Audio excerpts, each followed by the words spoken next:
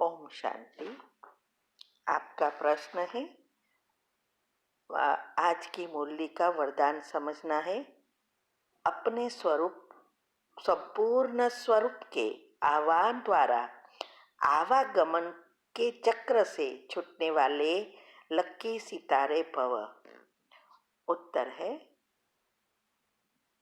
वास्तव में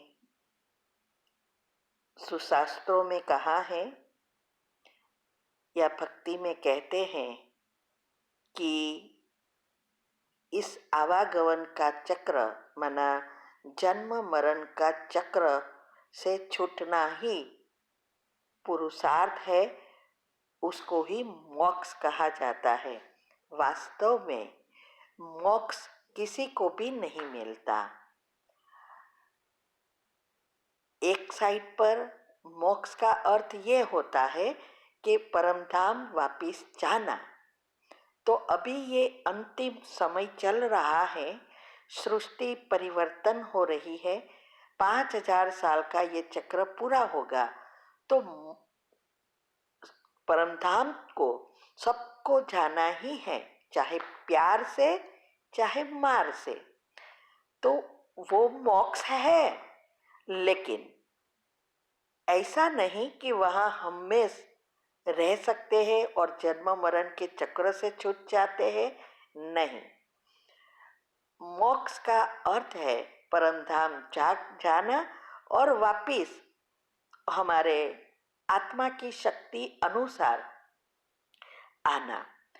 तो यहाँ जो परमात्मा सिखा रहे हैं कि आवागमन का चक्र का अर्थ है हमारी जो स्मृति और विस्मृति अवस्था ऊपर नीचे होती है, कभी ऐसी अच्छी हो जाती है और थोड़ा प्रॉब्लम आया अवस्था गिर जाती है। तो ये ऊपर नीचे होना, व्यर्थ संकल्प और अच्छे संकल्प का युद्ध करते रहना, ये सब चक्र है।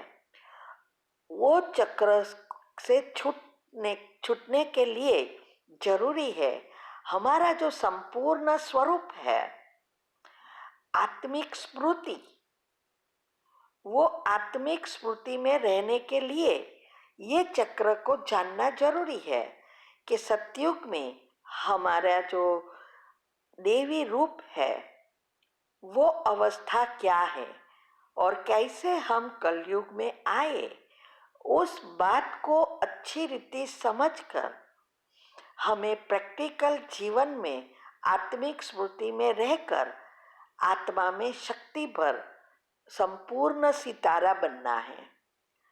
और जो ऐसे पुरुषार्थ करते हैं, संपूर्ण सितारा बनते हैं, वही इस आभा मंडल के नक्षत्र, तारे, ग्रह सब उसकी यादगार के रूप में डायमेंशन के लेयर्स में आते हैं और वही सृष्टि के आधार मूर्त और उद्धार मूर्त बनते हैं। तो एक है सजाए खाकर जाना, वो आत्मा में शक्ति नहीं भरेगी, लेकिन जो परमात्मा से योग लगाकर उससे शक्ति खींचेंगे, वही पहले चक्र में माना सृष्टि के पहले जन्म में श्री कृष्ण के साथ आएंगे। तो ये सारा पुरुषार्थ करना यही है हमारे ज्ञान स्वरूप बनना। इसीलिए भक्ति में भी या गीता में भी 2 मार्ग कहा है, भक्ति मार्ग और ज्ञान मार्ग। तो ज्ञान मार्ग वो सूक्ष्म है, एनर्जी का है। हमारे ऊपर के 3 चक्र वो सूक्ष्म एनर्जी, सूक्ष्म शरीर के साथ, आत्मा के साथ जुड़ा है, और नीचे के 3 चक्र स्थूल से जुड़ा है, 5 तत्वों से जुड़ा है। और अनाहत चक्र जो हृदय से जुड़ा है, वही बैलेंस चक्र है और उससे सुषुम्ना नाड़ी जुड़ी है। सुषुम्ना नाड़ी ही परमात्मा की एनर्जी हमारे शरीर में आने का स्थान है। तो उसको एक्टिव करना यही पुरुषार्थ है। इससे ही आत्मा में शक्ति भरती है। और वो ये सभी आत्माएं नहीं करेगी। सिर्फ 33 करोड़ आत्माएं जो जिसका गायन है शास्त्रों में, वही आत्माएं परमात्मा के बच्चे बनकर पुरुषार्थ करेंगे, फिर भी पहले नंबर में नहीं आएंगे।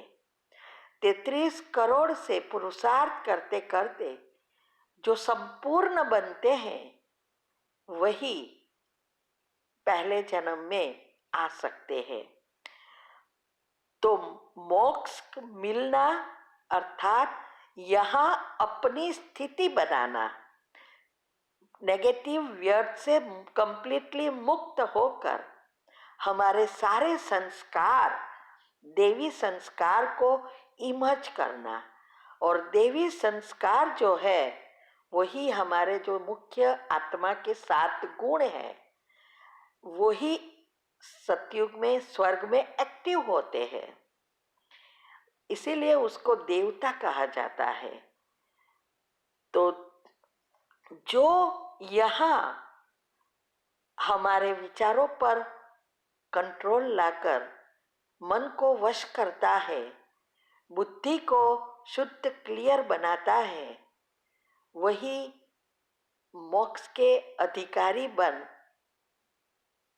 पहले नंबर में वापिस आते हैं। बाकी जो सजाएं खाकर जाते हैं वो सब मोक्ष में जाएंगे, परम धाम जाएंगे, लेकिन वहाँ मोक्ष में जब तक रहेंगे, माना जब तक उनका जन्म नहीं होगा तब तक वो वहाँ रहेंगे। कई आत्माएं द्वापर से पहले ही जन्म में आएगी और कई आत्माएं कलयुग के अंत में आएगी। हर एक का पाठ आत्मा की शक्ति और गुणों की परसेंटेज के अनुसार होता है। ये सारी बातें अगर आपको समझनी है तो हमने YouTube पर बहुत डिटेल में कुंडलिनी, चक्र, शास्त्रों, ज्ञान, पुरुषार्थ सब बातें रखी है, गुह्य राज रखे हैं, जिससे आप इस अवस्था तक पहुंच सकते हैं और लक्की सितारे बन सकते हैं। चैनल का नाम है शिव शक्ति मेडिटेशन बीके कुसुम, और फिर उसमें सब्सक्राइब करेंगे, प्लेलिस्ट में जाएंगे तो सब आपको ग्रुप वाइज मिलेगा। और साथ साथ पुण्य भी कमाओ, लाइक करो, अच्छी कमेंट करो और शेयर करो। इससे अनेकों का कल्याण भी होगा, तो दुआएं मिलेगी और ये पैसे डोनेशन में, सेवा में जाएगा तो वो भी पुण्य मिलेगा। समय लेकर ये करना है, ठीक है। ओम शांति। प्रश्न है, सरलता को धारण कैसे करें और यह क्या होती है? इसके लिए 5 पॉइंट बताइए। उत्तर है, सरलता अर्थात साहजिक। सरलता का अर्थ है अंदर बाहर एक इनोसेंट, भोले, गुणों से भरपूर, ये सब सरलता की निशानी है। और ये सरलता लाने का ही पुरुषार्थ है। जब कोई भी सिचुएशन आए तो उस समय हम कैसे उसको हैंडल करके अच्छे नए कर्म बनाए, पुराने को खत्म करें। सिचुएशन के समय हमें ड्रामा का ज्ञान और कर्म की गुह्य गति समझ में आए और साथ साथ हम उस समय चुप रह सके गुण हमारा जो हमारी शक्ति है, परखने की शक्ति, समाने की शक्ति, सामना करने की शक्ति, ये सभी जितनी होगी उतना हम उसका प्रैक्टिकल रूप में उपयोग कर सकेंगे। तो ये सारा पुरुषार्थ है, इसके लिए चाहिए पॉजिटिव विचार। जितना हम ये गुणों का चिंतन करेंगे उतना हमारे साते चक्र के लेयर्स जो नेगेटिव व्यर्थ से बने हैं, संचित पाप कर्म, वो खत्म हो जाएंगे और ऊपर पुण्य कर्म आएंगे, पॉजिटिव लेयर्स बन जाएंगे, सातों गुण एक्टिव हो जाएंगे। तब अंदर बाहर एक हो जाएंगे, सारी शक्तियां आ जाएगी। इससे हम परख सकेंगे कब चुप रहना है, कब युक्ति युक्त योग युक्त कहना है, कैसे कहना है, चाहे वो बच्चे हैं, चाहे वो पति के साथ है, चाहे ऑफिस में है, चाहे बॉस के साथ है, किसी के भी साथ हो। ये बहुत जरूरी है कि कैसे हमें ये बातों को हैंडल करना है, कैसे उसको चुप रहने कर समय पर उसको परख कर कहना है। ये सब योग युक्त युक्ति युक्त करना पड़ता है।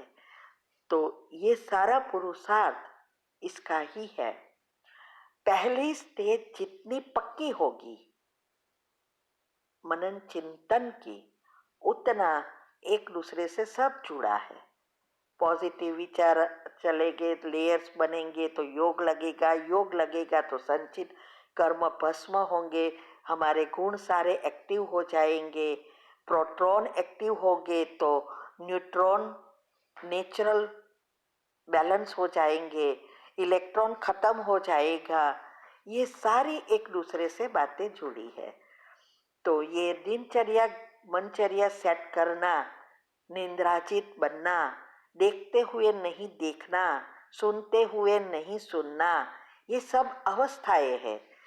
तो इसके लिए हमने यूट्यूब पर सारे राज रखे हैं और ये 4 अवस्था हमारी योग की क्या है और पहली अवस्था कैसे करनी है, सारी विधि बताई है।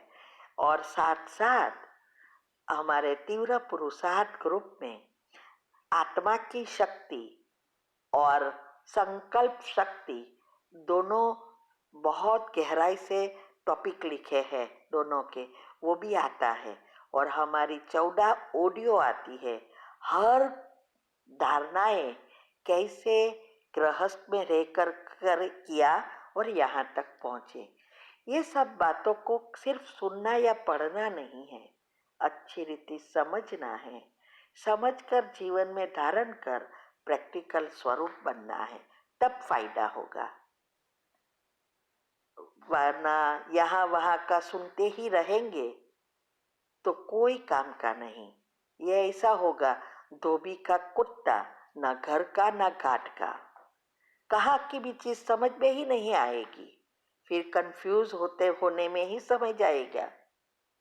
इसीलिए अगर हम सरल बनना है, अंदर बाहर एक होना है, तो उसकी विधि अपनाइए।